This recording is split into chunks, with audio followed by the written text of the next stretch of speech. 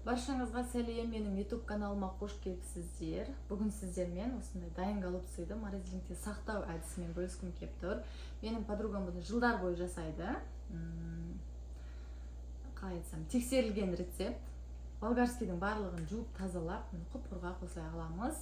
И дайын фаршымыздың. Фарш, пияз, зелень, дәміне қарай тұз салып, барлығын дайын етіп араластырып аламыз и болгарскийге салатын боламыз.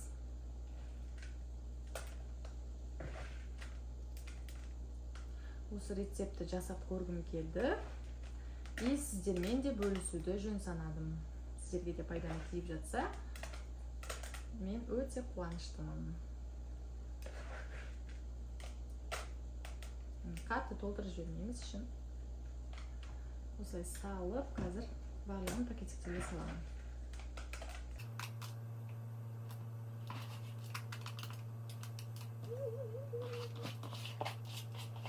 Енді барлығын пакетиктерімізге жайғастырып аламыз.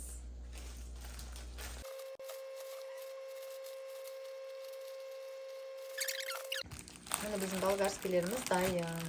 Барлығын пакетикке салып қойдым. Барлығы жабық. Сонда да мен барлығын қазір контейнерге салып, сосын барып морозильникке салатын боламын. Ендігі кезек менде мына брокколилер. Барлығын мен бірінші жуып, осылай тазалап кептіріп алдым. Енді бұларды да пакетикке салатын боламын.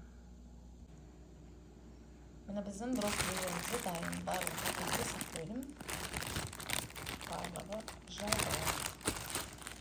Енді барлығын морозильникке салатын боламын.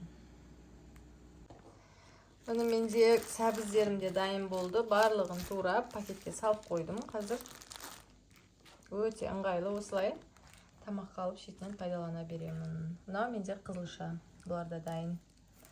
Бұлардың барлығын қазір мен морозильникке жайғастыратын боламын.